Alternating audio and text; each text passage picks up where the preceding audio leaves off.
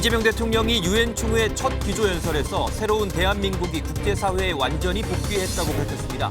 교류와 관계 정상화, 비핵화를 뜻하는 END 이니셔티브를 통해 한반도 대결의 시대를 종식해야 한다고 말했습니다. 오늘 열리는 주가 조작 혐의 등의 첫 재판에서 김건희 여사가 피고인석에 앉은 모습이 공개될 예정입니다. 윤석열 전 대통령은 모레 추가 기소된 첫 재판과 보석신문에 출석합니다. 구독자 165만 명의 유명 유튜버가 음주 단속을 뿌리치고 도망치다 경찰에 체포됐습니다. 해당 유튜버는 사건 뒤에도 유튜브에 먹방 영상을 올린 것으로 파악됐습니다. 오늘 전국 대부분 지역에 천둥과 번개를 동반한 요란한 가을비가 내리겠습니다. 내일까지 경기 북부와 충청권, 전라권을 중심으로 최대 100mm 이상의 많은 비가 예보됐습니다. 시청자 여러분 안녕하십니까? 취임 후 첫 유엔 총회 기조연설에서 이재명 대통령이 한반도 평화해법 구상을 밝혔습니다. 바로 END 이니셔티브인데요. 교류와 관계 정상화, 비핵화를 중심으로 하는 포괄적 대화로 한반도에서 대결의 시대를 끝내겠다는 포부가 담겼습니다. 오늘 굿모닝 MBN 첫 소식은 뉴욕 현지에서 송주영 기자가 전해왔습니다. 이재명 대통령은 우리 시각으로 오늘 새벽 유엔 총회에서 기조 연설을 했습니다. 7번째 연단에 오른 이 대통령은 가장 확실한 평화는 쌓을 필요가 없는 상태라던 평소 입장을 담은 한반도 평화 구상을 밝혔습니다. 교류와 관계 정상화, 비핵화를 중심으로 한 대화로 한반도 냉전을 종식한다는 의미의 END 이니셔티브입니다. 대한민국 정부는 상대의 체제를 존중하고 어떠한 형태의 흡수 통일도 추구하지 않을 것이며 일체의 적대 행위를 할 뜻이 없음을 다시 한번 분명하게 밝힙니다. 북한 비핵화 해법도 밝혔습니다. 북한의 핵과 미사일 능력 고도화 중단부터 축소 폐기에 이르는 3단계 접근법을 재차 강조했습니다. 단기간에 해결되기 어렵다는 냉철한 인식의 기초 위에 현실적이고 합리적인 방안을 모색해야 할 시점이 됐습니다. 사실상 핵 보유국인 북한이 비핵화를 강하게 거부하는 상황을 의식한 실용적 해법이 필요하다는 의미로 풀이됩니다. 이 대통령은 한반도 평화 구상에 앞서 내란을 극복한 대한민국의 국제사회 복귀를 당당히 선언했습니다. 동시에 책임 강국으로서의 역할을 강조하며 존재감도 드러냈습니다. 뉴욕에서 MBN 뉴스 송주영입니다. 도널드 트럼프 미국 대통령도 6년 만에 유엔 총회 기조연설을 했습니다. 트럼프 대통령은 불법적으로 미국에 들어온 사람들은 감옥에 갈 것이라면서 강력한 이민 정책의 성과를 강조했는데요. 또 본인이 전 세계 7개의 전쟁을 종식시켰다면서 유엔을 강하게 비판했지만 북한에 대해서는 언급하지 않았습니다. 이어서 김세희 기자가 보도합니다. 도널드 트럼프 미국 대통령은 기조연설에서 유엔을 강력하게 비판했습니다. 트럼프 대통령은 자신이 7개의 전쟁을 종식시켰지만 국가 지도자들과 협상하려는 과정에서 유엔의 전화를 받지 못했다고 설명했습니다. The UN has such tremendous potential, but it's not even coming close to living up to that potential. For the most part, at least for now, all 트럼프 대통령은 유엔이 하는 일이 강경한 어조의 서한을 보내는 것뿐이라며 공허한 말은 전쟁을 해결할 수 없다고 꼬집었습니다. 트럼프 대통령은 미국의 이민 정책 성과를 강조하기도 했습니다. our message is very simple. If you come illegally into the United States, you're going to jail or you're going back to where you came from, or perhaps even further than that. 트럼프 대통령은 다른 국가들의 미국과 같은 이민 정책 원칙을 마련하라고 권고하기도 했습니다. 하지만 트럼프 대통령을 언급했던 김정은 북한 국무위원장이나 한반도 정세에 대한 이야기는 없었습니다. 트럼프 대통령은 유엔이 주도하는 기후변화에 대한 대응과 탄소 저감 정책에 대해서도 전 세계에 저질러진 최대 사기극이라고 독설을 했습니다. MBN 뉴스 김세희입니다. 네, 오늘 새벽 진행된 이재명 대통령의 유엔 총회 기조연설과 관련해서 국제부 김태희 기자와 더 자세히 얘기 나눠보겠습니다. 어서 오세요. 네, 김 기자, 이번 이 대통령의 연설, 취임 후에 처음으로 유엔 총회에서 연설을 좀 한 거죠? 네, 그렇습니다. 이재명 대통령은 요르단 국왕에 이어서 7번째로 유엔 총회에서 연설했습니다. 예. 연단에 오른 이 대통령의 남색 정장에 달린 태극기 배지가 눈에 띄었습니다. 이 대통령은 20분간 연설하며 유엔 총회 데뷔전을 치렀습니다. 연설에서 이 대통령은 대한민국을 33번, 평화를 25번, 민주주의를 12번 언급했습니다. 예. 연설 도중 한국의 국제사회 복귀 선언과 이 대북 적대행위 중단 발언에서는 박수가 터져나오기도 했습니다. 네, 이재명 대통령의 이번 연설에서 나왔던 주요 발언들 좀 정리해 볼까요? 네, 이재명 대통령은 먼저 민주주의 복귀를 공식 선언했습니다. 예. 저는 오늘 세계 평화와 인류 공영의 미래를 논의할 이 유엔 총회에서 세계 시민의 등불이 될 새로운 대한민국이 국제사회에 완전히 복귀했음을 당당하게 선언합니다. 빛의 혁명으로 12.3 비상계엄 사태를 극복하고 민주주의를 회복했다는 겁니다. 예. 더 나아가 한국이 민주주의의 빛의 이정표가 되겠다고 강조했습니다. 네, 이재명 대통령 같은 경우에는 최근 그 외신들과의 인터뷰에서도 북한 비핵화 관련된 언급들 좀 많이 했거든요. 자, 오늘 연설에서도 연장선상에서 한반도 비핵화, 한반도 평화 구상 좀 밝혔죠. 그렇습니다. 역대 한국 대통령들은 꾸준히 유엔 무대에서 한반도 평화 메시지를 전달했는데요. 이재명 대통령은 한반도 냉전을 종식할 방법으로 END 이니셔티브를 제시했습니다. 예. 교류 관계 정상화, 비핵화, 영문 첫 글자를 딴 건데요. 남북 간 교류 협력을 단계적으로 확대해 한반도에서 지속 가능한 평화의 길을 열어나가겠다는 겁니다. 한반도에서의 적대와 대결의 시대를 종식하고 평화 공존과 공동 성장의 새 시대를 열어가야 합니다. 비핵화와 관련해서는 구체적으로 중단, 축소, 폐기의 단계적 해법을 제시했습니다. 네, 이재명 대통령이 이제 연설을 마쳤고요. 안전보장이사회 회의 주재를 한다고요. 네, 이 대통령은 한국 대통령으로는 처음으로 유엔 의사봉을 두드리게 됩니다. 그렇군요. 안보리 의장국은 알파벳 순서로 한 달씩 맡는데 한국이 9월 한 달 동안 의장국을 맡게 됐습니다. 각국 정상이 모이는 9월에 의장국이 된 건 굉장히 드문 경우인데요. 예. 이 대통령은 현지 시각 24일 유엔 안전보장이사회를 공개 토의로 주재합니다. 인공지능 기술의 급속한 발전이 국제 평화와 안보에 미칠 영향을 주제로 논의할 예정입니다. 이 대통령은 이 자리가 인공지능의 책임 있는 이용을 촉진하는 국제사회의 노력에 기여할 것이라고 밝혔습니다. 네, 도널드 트럼프 미국 대통령도 오늘 이 유엔 총회에서 발언을 좀 했죠. 네, 연설 초반에 뼈 있는 농담을 했습니다. 예. 회의장에서 웃음이 터져 나왔는데요. 트럼프 대통령이 유엔 총회장으로 이동하는 길 에스컬레이터가 갑자기 멈추는 바람에 걸어서 올라갔습니다. These are the two things I got from the United Nations, a bad escalator and a bad teleprompter. Thank you very much. 트럼프 대통령은 이재명 대통령보다 앞서 두 번째로 연설을 했는데요. 트럼프 대통령은 자신이 7개 전쟁을 종식했다며 유엔이 해야 할 일을 본인이 했다고 유엔을 비판했습니다. 그러면서 트럼프 본인이 노벨 평화상 후보로 추천됐다는 점도 부각했습니다. 또 트럼프 대통령과 좋은 추억을 언급했던 김정은 북한 국무위원장에게 트럼프 대통령이 화답할지가 관심이었는데요. 하지만 북한에 관한 언급은 전혀 없었습니다. 그랬군요. 네, 여기까지 듣겠습니다. 지금까지 국제부 김태희 기자와 함께했습니다. 특검 소식으로 이어가겠습니다. 도이치모터스 주가 조작 혐의와 통일교 금품 수수 의혹 등으로 기소된 김건희 여사의 재판이 오늘부터 시작됩니다. 전직 영부인이 재판에 넘겨진 건 헌정사상 처음인데요. 법원이 언론사들의 법정 내부 촬영을 허가하면서 피고인석에 앉은 김 여사의 모습이 대중에 공개될 예정입니다. 최희지 기자가 보도합니다. 오늘 오후 2시 10분 서울중앙지법 311호 중법정에서 김건희 여사의 첫 재판이 열립니다. 재판에서 다툴 혐의는 정치자금법, 자본시장법 위반, 특정범죄 가중처벌법상 알선수재 3가지입니다. 준비기일 없이 곧바로 공판이 진행되면서 김 여사는 오늘 법정에 출석할 예정입니다. 형집행법상 미결수는 재판 때 사복을 입을 수 있는 만큼 김 여사는 사복 차림으로 피고인석에 앉을 것으로 보입니다.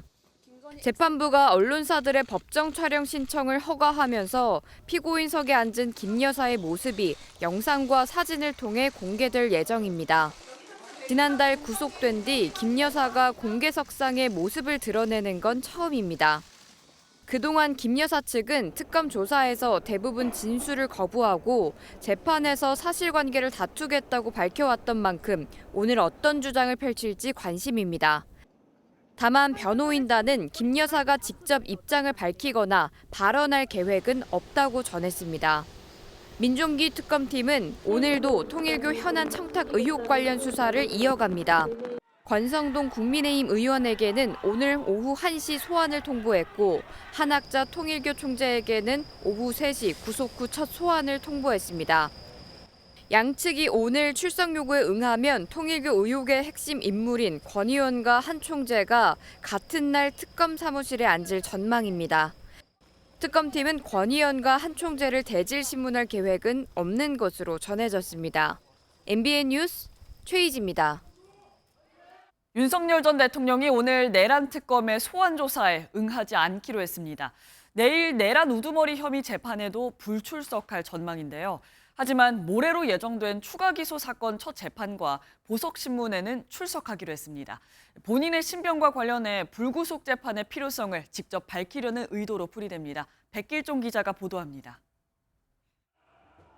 내란 특검팀은 윤석열 전 대통령에게 오늘 출석해 조사받으라고 통보했습니다. 평양 무인기 투입 의혹 등 외환 혐의와 관련해 첫 피의자 조사를 진행하기 위해서입니다. 하지만 윤 전 대통령은 오늘 소환 조사에 응하지 않겠다는 뜻을 구치소 측에 전달했습니다. 윤 전 대통령 변호인단은 우편 소환 통지서 등 적법한 절차가 없었다며 소환 통보에 따를 수 없다고 설명했습니다. 윤 전 대통령은 내일 열리는 내란 우두머리 혐의 20차 공판에도 출석하지 않을 것으로 예상됩니다. 내란 재판은 피의자인 윤 전 대통령이 지난 7월 재구속된 이후 10차례 연속 불출석하며 걸석 재판으로 진행되고 있습니다. 하지만 윤 전 대통령은 내란 특검팀이 체포영장 집행 저지 혐의 등으로 추가 기소한 모레 첫 재판엔 직접 참석하기로 했습니다. 재구속 이후 2개월 만에 법정 출석인데 함께 진행되는 보석신문에서 불구속 재판의 필요성을 직접 호소하려는 의도로 풀이됩니다. 윤 전 대통령 측은 형사재판에서 피고인의 출석은 공판이 열리기 위한 요건이고 첫 공판에 반드시 출석해야 한다며 보석신문 참석과는 무관하다고 선을 그었습니다. MBN 뉴스 백길종입니다. 더불어민주당 주도로 조희대 대법원장의 대선 개입 의혹에 대한 청문회를 열기로 결정한 뒤 그 후폭풍이 거셉니다. 더불어민주당은 조 대법원장의 불출석은 탄핵 마일리지를 쌓는 것이라고 엄포를 놓았고 국민의힘은 삼권 분립이 사망했다라고 비판했습니다. 장가희 기자입니다. 민주당 법사위 소속 강경파 의원들은 오는 30일 조희대 대법원장을 겨냥한 청문회를 열기로 한 데 이어 청문회 출석을 압박하고 나섰습니다. 내란을 청산하는 과정에서 법원이 어떤 역할을 했는지 이런 것들이 다 의문점으로 남고 있거든요.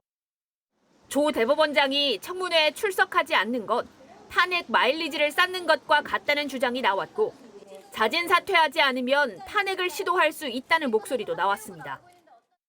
사퇴하지 않는다면 저희가 국회에서 할 수 있는 수단은 당연히 탄핵이고 어떤 자료 같은 것이 구비돼야 되겠죠. 국민의힘은 민주당의 폭주가 도를 넘었다고 강하게 비판했습니다.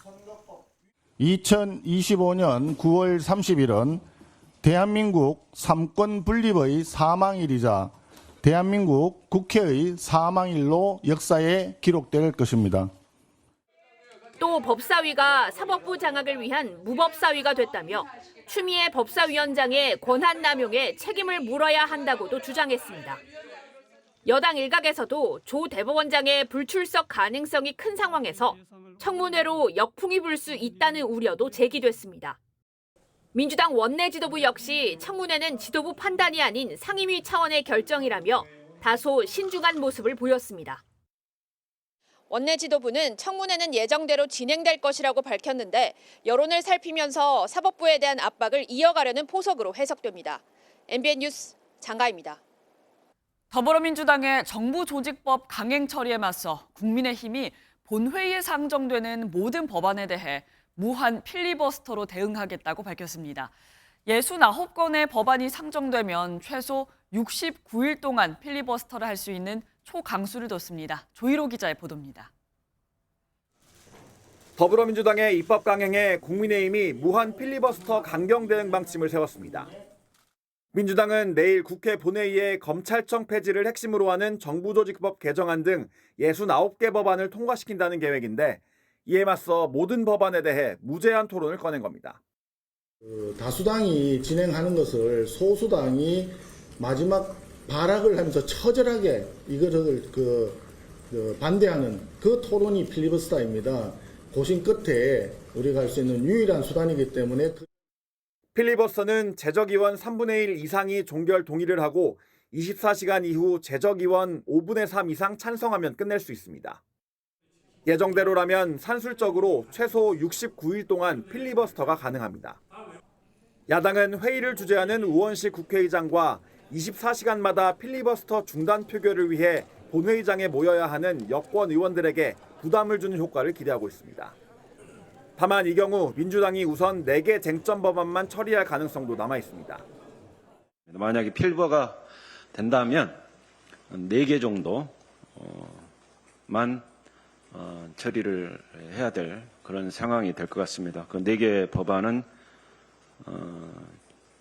정부조직법, 방송미디어통신입법, 국회법, 국회 상임위의원 정수규칙 이 4건 정도만.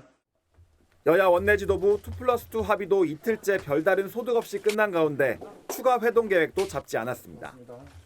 여야가 협치 없이 평행선을 달리면서 초유의 국회 마비 사태까지 벌어지는 게 아니냐는 우려도 나옵니다. MBN 뉴스 조희로입니다. 장동혁 국민의힘 대표가 당대표 취임 후 처음으로 김문수 전 대선 후보와 만났습니다. 대구에 이어 이번 주말 서울에서 열리는 대규모 장외투쟁을 앞두고 본격적인 지지층 결집에 나섰습니다. 보도에 김현 기자입니다. 식당 입구에서 기다리고 있던 장동혁 국민의힘 대표가 허리를 90도로 숙여 김문수 전 대선 후보를 맞이합니다.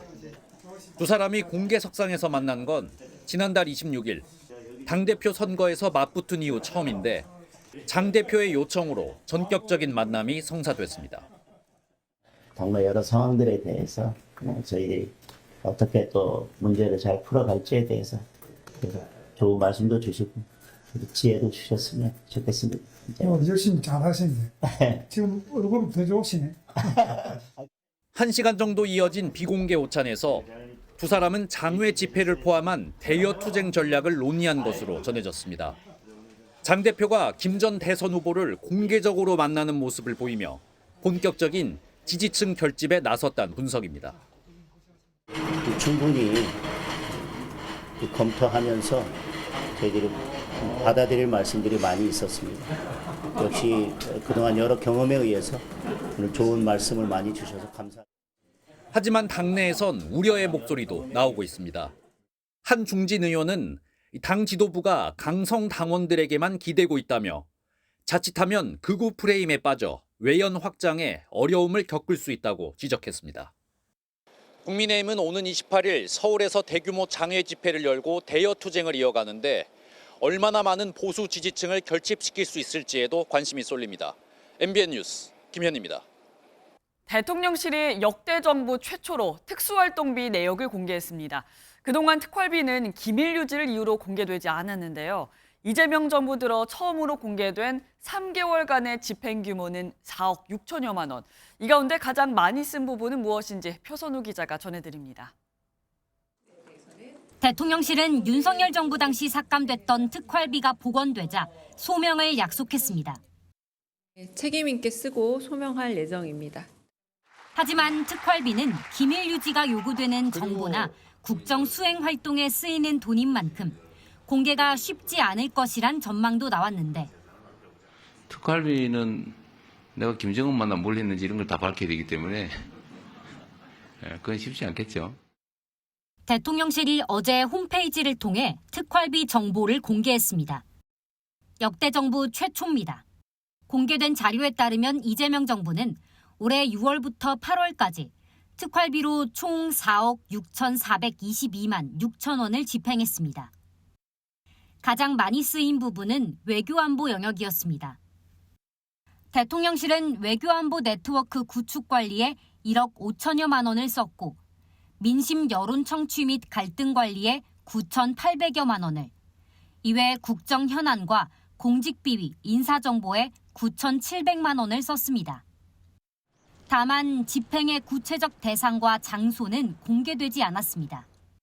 대통령실은 기밀성이 본질인 만큼 대외 공개에 한계점이 존재하지만 그간 법원의 판결을 존중하고 귀중한 세금을 올바르게 집행하고 있다는 점을 밝히려고 공개를 결정했다고 설명했습니다.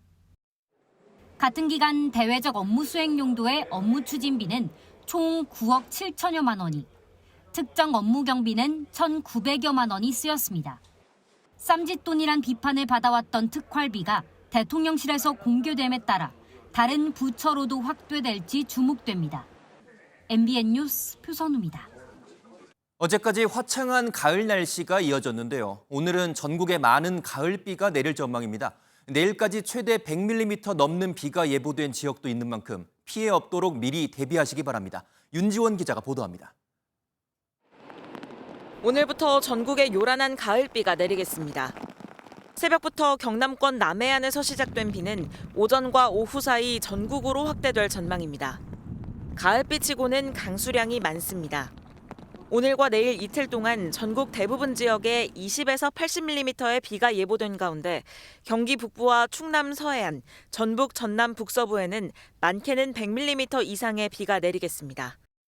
강원 내륙에도 최대 80mm 이상의 비가 쏟아질 것으로 예상됩니다. 제주도와 서해안, 강원 산지에는 순간 초속 15m 안팎의 강한 바람이 불 전망입니다. 남쪽으로부터 수증기가 좀 유입되고 북쪽에서는 이제 찬 공기가 남하하면서 공기에 좀 압축이 일어나면서 강수대가 좀 강화되고 있습니다. 특히 오늘 오후부터 저녁까지 수도권을 중심으로 시간당 최대 30mm의 집중호우가 예보돼 있어 주의가 필요합니다. 기상청은 하천에 물이 갑자기 불어날 수 있는 만큼 야영 등을 자제하라고 당부했습니다. 또 돌풍과 천둥 번개도 동반할 것으로 보여 시설물 관리와 안전사고에 유의해야 합니다. MBN 뉴스 윤지원입니다. 구독자를 165만 명이나 보유한 한 유명 유튜버가 음주운전을 한 정황이 드러나 현장에서 체포됐습니다. 차량을 버리고 동승자와 함께 도주한 것으로 나타났는데 붙잡힌 뒤에도 음주 측정 요구를 거부한 것으로 전해졌습니다. 황찬민 기자가 단독 보도합니다. 한 남성이 여성의 손을 잡고 황급히 달아납니다.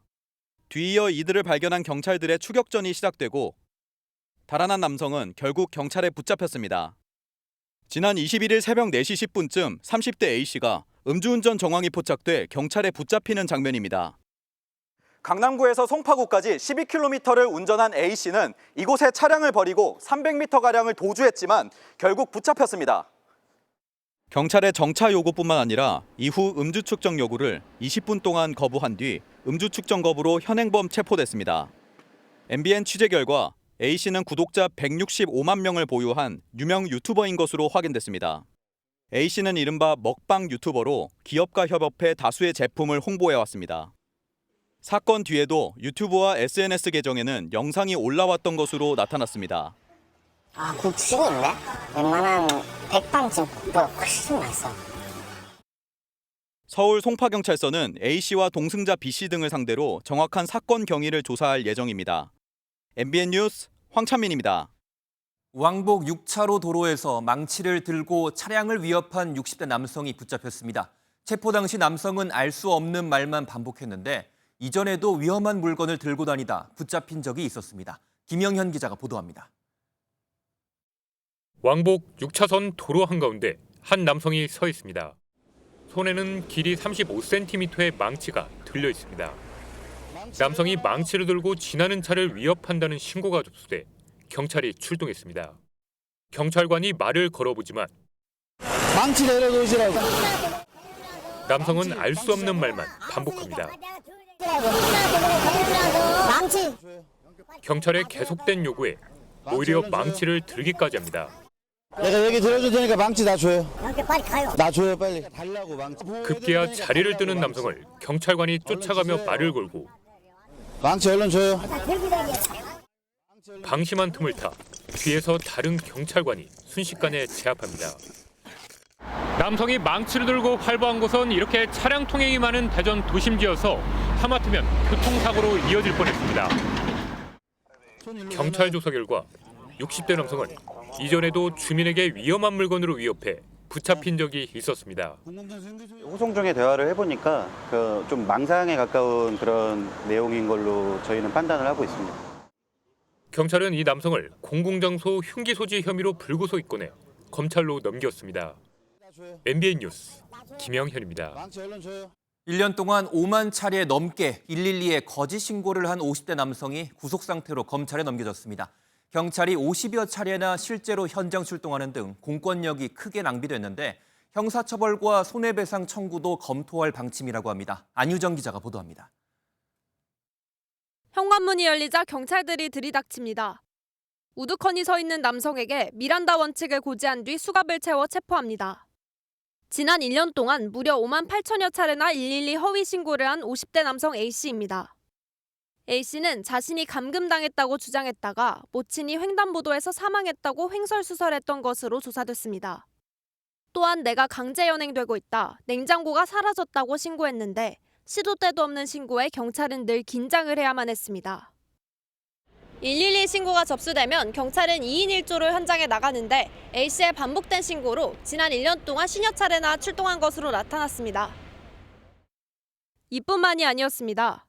지난 5월 A씨는 112 거짓 신고로 범칙금을 납부하라는 통고 처분을 받았는데 이에 불만을 품고 나흘 동안 무려 1,800여 차례에 걸쳐 신고를 한 것으로 드러났습니다. 경찰력의 낭비가 엄청나다고 볼 수 있습니다. 형사처벌 외에도 민사소송을 검토할 예정입니다.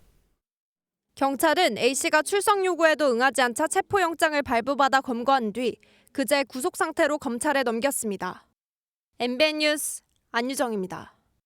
회사 사무실 냉장고에서 과자를 꺼내 먹은 혐의로 벌금 5만 원이 선고된 이른바 초코파이 절도 사건 들어보셨나요? 이런 일로 재판까지 해야 하느냐는 말이 나오자 항소심을 앞두고 검찰이 국민 목소리를 들어보는 방안을 검토하기로 했습니다. 강세훈 기자의 보도입니다.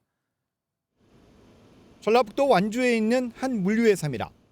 지난해 1월 협력업체 직원 A씨는 사무실 냉장고에서 초코파이와 커스터드 과자를 꺼내 먹었습니다. 금액은 모두 1,050원인데 회사는 A씨를 절도 혐의로 경찰에 신고했습니다. A씨는 평소 냉장고에 든 간식을 먹어도 된다는 말을 들었다며 억울함을 호소했지만 회사는 처벌을 원했습니다. 간식을 자연스럽게 갖다 드신 분이 몇 명 계신데 무엇으로 했냐 이거예요. 제 거는 다 하든가. 검찰은 약식 기소했고 법원도 벌금 5만 원의 약식 명령을 내렸지만 무죄를 주장한 A씨는 정식 재판을 청구했습니다. 1심 재판부는 고의성이 인정된다며 벌금 5만 원의 유죄 판결을 내렸습니다. A씨는 즉각 항소했고 현재 재판이 진행 중입니다. A씨는 지금까지 변호사 비용으로만 1,000만 원 넘게 쓴 것으로 알려졌습니다. 엄연히 잘 해결되면 좋죠. 좋은데 이게 협력업체에서 고발을 한 거거든요. 검찰은 이와 관련해 국민의 목소리를 듣기 위해 시민위원회 개최를 검토하고 있습니다. 위원회에서 선처를 공고한다면 검찰이 재판부에 선고를 유예해달라고 구형할 가능성도 있습니다. MBN 뉴스 강세훈입니다. 지난해 경기도 화성 배터리 공장에서 큰 불이 나 23명이 숨진 이른바 아리셀 화재 사건 기억하실 텐데요. 1심 재판부는 아리셀 박순권 대표에게 징역 15년의 중형을 선고하면서 언제 터져도 전혀 이상하지 않은 예고된 인재였다고 강하게 질타했습니다. 이재호 기자가 보도합니다. 지난해 6월 1차 전지업체 아리셀 공장에서 불이 나 23명이 숨지고 9명이 다쳤습니다. 재판 과정에서 아리셀 공장 방화구획 벽체를 마음대로 철거하고 대피 경로에는 가벽을 설치해 화를 키운 것이 확인됐습니다. 검찰은 중대재해처벌법 시행 이후 최악의 인명사고라며 박순관 아리셀 대표에게 징역 20년을 구형했습니다. 박순관 대표는 자신은 아리셀의 경영 책임자가 아니라고 주장해왔습니다. 하지만 재판부는 박 대표가 경영권을 행사한 사실 등이 인정된다며 중대재해처벌법상 경영 책임자로 판단하고 유죄를 선고했습니다. 화재 사고가 언제 터져도 전혀 이상하지 않은 예고된 일이었다며 이윤 극대화를 앞세워 노동자 안전은 전혀 안중에도 없었다고 지적했습니다. 외국인 파견 근로자들이 대부분인 피해자들이 제대로 된 화재 대피 교육도 받지 못했다는 점도 재판부는 강조했습니다. 그러면서 박순간 대표와 아들 박중원 총괄 본부장에게 징역 15년을 각각 선고했습니다. 중대재해법 시행 이후 내려진 최고 형량이지만 유가족들은 눈물을 흘렸습니다. 저희 애는 다시 돌아올 수 없습니다. 30년이고 50년이고 받더라도 내 마음이 안 내려가겠는데. 보석 상태에서 재판을 받던 박순간 대표는 선고와 동시에 다시 법정 구속됐습니다. MBN 뉴스 이조입니다. 노블레스 오블리주는커녕 2년 가까이 조직적으로 주가 조작을 하다 딱 걸린 슈퍼리치들이 있습니다. 금융 전문가들까지 합세해 챙긴 시세 차익만 230억 원에 이르는 것으로 나타났는데 금융당국은 관련 계좌 수십 개를 지급 정지하고 본격 환수에 나섰습니다. 보도에 강서영 기자입니다. 7명의 일당은 거래량이 많지 않아 주가 조작이 쉬운 종목을 골라 범행 대상으로 정했습니다. 병원장과 학원장 등 재력가들이 법인 자금과 대출로 자금을 마련하면 전현직 금융사 임원들이 직접 시세 조정 주문을 넣었습니다. 스스로 주식을 사고 팔거나 구매자와 판매자를 짜고 거래하는 방식을 수만 번 반복했는데 주가가 뛰면 팔아 이득을 챙겼습니다. 일당이 이런 방식으로 1,000억 원 이상의 자금을 굴려 작년 초부터 1년 9개월간 챙긴 시세 차익은 무려 230억 원. 금융위원회와 금감원, 거래소로 구성된 주가조작근절 합동대응단은 이들의 자산을 압류하고 자택 등을 압수수색해 증거자료를 확보했습니다. 이재명 대통령이 강조한 불공정 거래 척결을 위해 출범한 합동대응단의 1호 사건입니다. 수십 개 계좌로 금액을 분산시켜 감시망을 피해온 것으로 나타났는데 지난 4월 도입된 지급 정지 조치의 첫 대상이 됐습니다. 합동대응단의 공조로 진행 단계에서 중단시킴으로써 범죄 수익과 피해 규모가 더 확산되기 전에 차단하였다는 점에서 큰 의미가 있다. 합동대응단은 확보한 자료로 여죄를 수사하는 한편 부당이익금에 대해선 과징금 등 철저한 단죄에 나설 방침입니다. MBN 뉴스 강서영입니다.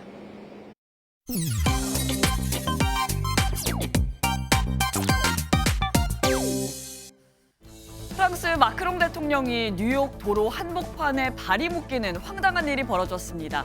유엔 본부에서 연설을 마치고 이동하던 중 트럼프 미국 대통령의 차량 행렬에 오도 가도 못하게 된 건데요. 경찰 통제선에 가로막힌 마크롱 대통령, 누군가에게 전화를 겁니다. How are you? Guess what? I'm waiting the street because everything is frozen for you. 바로 트럼프 대통령이었습니다. 누리꾼들은 도로 한복판 미니 정상회담이냐, 바로 전화 받은 거면 개인 직통 번호인가, 트럼프 반응도 궁금하다 등 반응을 보였는데요. 하지만 결국 마크롱 대통령 일행 30분간 거리를 걸어서야 프랑스 대사관에 도착했다고 하네요.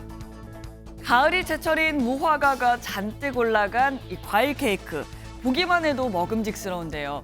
그런데 정작 케이크를 구매한 고객은 띠지를 제거하자마자 저절로 쩍 갈라졌다며 환불을 요구해 논란입니다. 고객이 직접 보냈다는 사진입니다. 마치 칼로 자른 듯 4등분으로 갈라져 있죠. 케이크 가게 사장은 결국 금액 절반을 환불해줬지만 너무 말이 안 된다라며 온라인 커뮤니티에 글을 올리고 분통을 터뜨렸습니다. 여러분이 보시기엔 어떤가요? 누리꾼들은 케이크가 무너질 순 있지만 너무 칼로 자른 듯하다. 자세히 보면 케이크 칼에 크림 묻었다. 저 정도면 사 먹고 싶다 등의 반응을 보였습니다.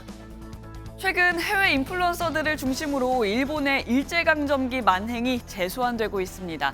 바로 K-팝 데몬 헌터스의 인기에서 시작된 건데요. 캐데온 속 호랑이 캐릭터 더피를 좋아하는 한 해외 인플루언서가 한국 호랑이에 대해 찾아보던 중 과거 일본이 한국 호랑이를 대대적으로 사냥한 사실을 알게 됐다면서 영상을 만들어 올린 겁니다. 해당 영상이 벌써 조회수 120만 회를 넘어섰는데요. 이와 함께 일본 위안부 문제와 전쟁 범죄 등을 다룬 댓글들도 이어졌습니다. 국내 누리꾼들은 문화의 힘이란 게 이런 거구나. 다른 나라 호랑이 역사까지 찾아보는 건 쉽지 않은 일인데 캐데온이 진짜 큰일 했다라며 놀라워하는 반응을 보이고 있습니다. 지금까지 인터넷 와글와글이었습니다. 이번 주말 서울 여의도에서 세계 불꽃 축제가 열립니다. 행사 자체는 무료지만 주변 호텔 객실 요금이 1박에 1,300만 원까지 치솟으면서 바가지 논란은 또다시 반복되고 있습니다. 황지원 기자의 보도입니다. 형형색색의 불꽃들이 가을밤 하늘을 아름답게 수놓습니다. 오는 27일 토요일 저녁에 서울 여의도 한강공원에서 서울 세계 불꽃 축제가 열립니다. 이른바 명당을 찾는 손님들이 크게 늘면서 주변 호텔 가격도 크게 뛰었습니다. 일부 호텔의 하루 숙박료는 평소보다 2배에서 4배 뛴 100에서 400만 원대에 책정됐고 무려 1,300만 원대 객실도 등장했습니다.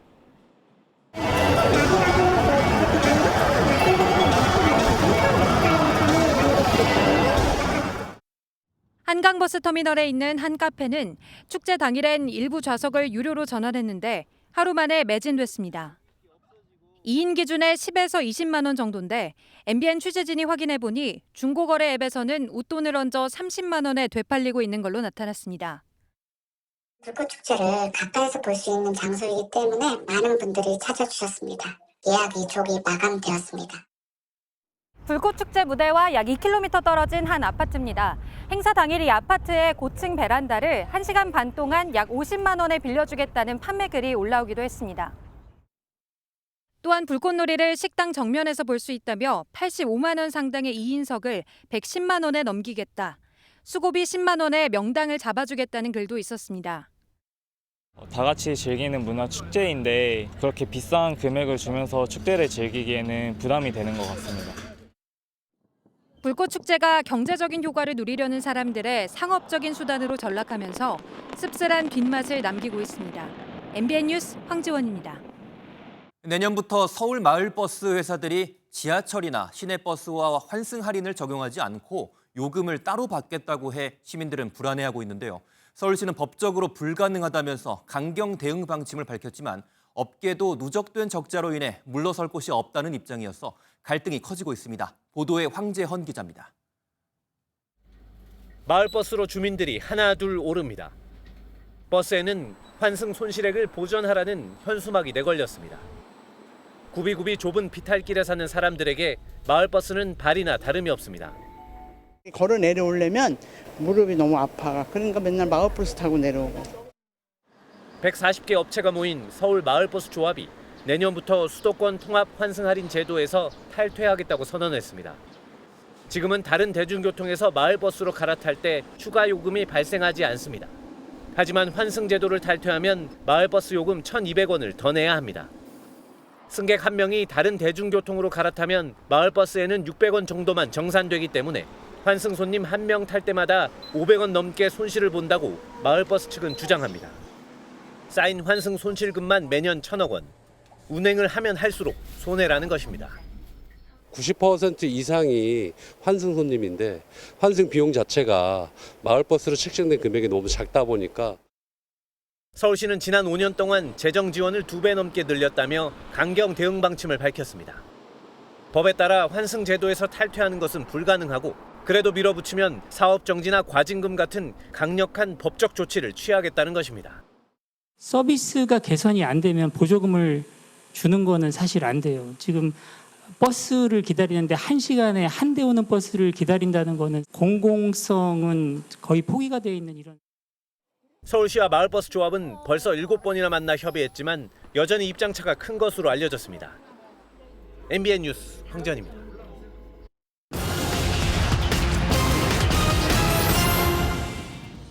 지난달 생산자 물가지수가 120.12로 전월 대비 0.1% 내린 걸로 집계돼 석 달 만에 하락세로 전환했습니다.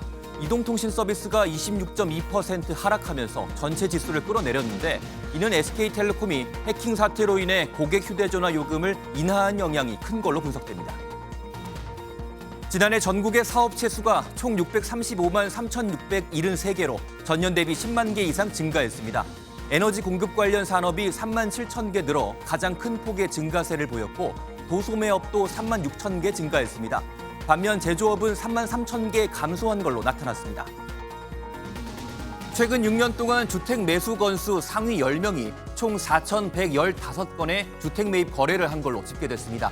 1인당 평균 410여 채를 약 664억 원에 구입한 건데 부동산 시장 안정을 통해 투기 심리를 억제할 필요가 있다는 목소리가 커지고 있습니다. 지금까지 오늘의 굿모닝 경제였습니다. 이재용 삼성전자 회장의 장남 지호 씨가 해군 장교 후보생으로서 첫 발을 내디뎠습니다. 입교식에서 굳건한 표정으로 격리하며 본격적인 군 생활을 시작했는데요. 미국 시민권을 내려놓고 선택한 입대라 더 눈길을 끌고 있습니다. 정혜린 기자입니다.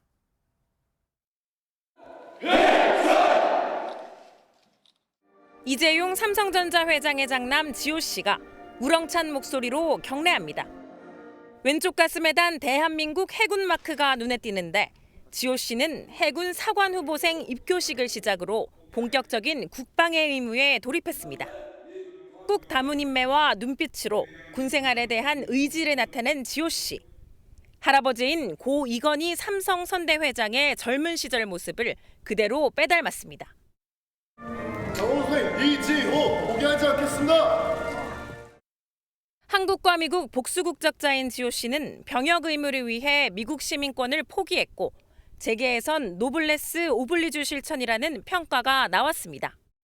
지호 씨의 입대 결정에 이재용 회장은 격려와 지지를 한 것으로 알려졌습니다. 과거 지호 씨의 캐나다 유학 시절 이 회장과 푸드코트에서 함께 식사하는 모습이 포착되는 등 두 사람은 돈독한 부자 관계를 드러내기도 했습니다.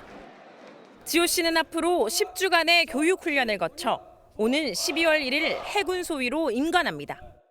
여러분 각자는 임관하여 각자가 꿈꾸는 큰 꿈을 가지고 있을 것입니다. 지호 씨의 보직은 통역장교로 복무부대는 교육훈련 성적 등을 감안해 임관 시 결정됩니다. MBN 뉴스 정혜린입니다.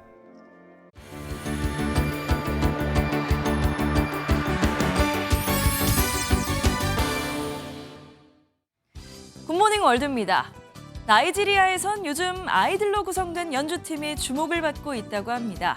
이들이 연주하는 악기는 오직 하나, 나무로 된 실로폰인데요. 얼마나 예쁜 소리를 내는지 감상해 보시죠. 나이지리아 남부의 한 마을입니다. 청아한 실로폰 소리가 울려 퍼지는데요. 아이들이 공연 준비에 한창이네요. 이 남성은 아이들을 가르치는 동시에 나무를 깎아 직접 실로폰을 제작하며 전통을 지키고 있습니다. 2023년 결성된 이 팀은 지역 행사에서 전통음악을 연주하며 현재 작은 스타가 됐다고요. 이번 무대는 한 어르신의 팔순잔치. 관객들은 아이들의 연주 모습을 휴대전화를 꺼내 담는데요. 연주팀은 공연을 통해 아프리카 전통음악의 가치를 다음 세대에 물려주는 사명을 이어가고 있습니다. 나무를 이용해 만든 작품은 실로폰뿐만이 아니었는데요. 이번엔 살아있는 나무를 가지치기에 그림 같은 작품들을 만들어냈습니다. 벨기에 북부의 한 농장. 나무들이 마치 동화 속 조각품 같은 자태를 뽐냅니다. 150헥타르 규모의 500여 종의 나무가 자라는데 지난 10년간 수백 그루가 예술작품으로 변신했습니다. 처음 모양을 만들 때 가장 힘들지만 계속 다듬다 보면 비로소 아름다움에 이른다는데요. 이렇다 보니 나무 한 그루 값이 10,000유로, 우리 돈 1,000만 원대를 훌쩍 넘기도 합니다. 정성스런 손길이 깃든 나무들은 개인 정원은 물론 공원이나 영화 세트 장식으로까지 팔려나가는데요. 단순한 나무가 아니라 보는 사람마다 상상력을 자극하는 살아있는 예술작품이네요. 미국 코네티컷주는 4,500명이 넘는 사람들이 한데 모여 피자 파티를 즐긴 세계 기록을 보유하고 있습니다. 이 기록을 깨려고 이웃 뉴저지주 주민들이 도전장을 내밀었는데요. 과연 성공했을까요? 미국 뉴저지주 뉴어크에서 열린 피자 파티. 입장줄이 모짜렐라 치즈처럼 길게 늘어섰습니다. 피자는 무려 1,200판이 구워졌는데요. 참가자들은 한 조각씩 베어물며 세계 최대 피자 파티란 기록을 달성하는 순간을 기다렸지만 끝내 불발. 이번에 모인 건 약 3,500명인데 목표였던 10,000명뿐 아니라 현재 기록인 4,525명에도 못 미쳤습니다. 비록 세계 신기록은 갈아치우지 못했지만 배부른 참가자들에게 그건 중요한 게 아니었을 것 같군요. 이날만큼은 피자가 주인공이 돼 모두가 한 조각의 즐거움을 나눴습니다. 지금까지 굿모닝 월드였습니다. 대한민국 기계 제조 산업을 대표하는 종합 전문 전시회 아시아 기계앤 제조 산업전이 어제 일산 킨텍스 제1전 시장에서 개최돼 오는 금요일까지 계속됩니다. 이번 전시회는 13개국 149개사가 참가해 금속 가공관, 스마트 팩토리관, 소재 부품관, 에너지 플랜트관 등 4개 전문관으로 구성됐습니다. 부대 행사로 열린 기계 로봇 산업 발전 유공 포상식에서는 17명의 유공자와 5개 유공기업의 포상이 수여됐습니다.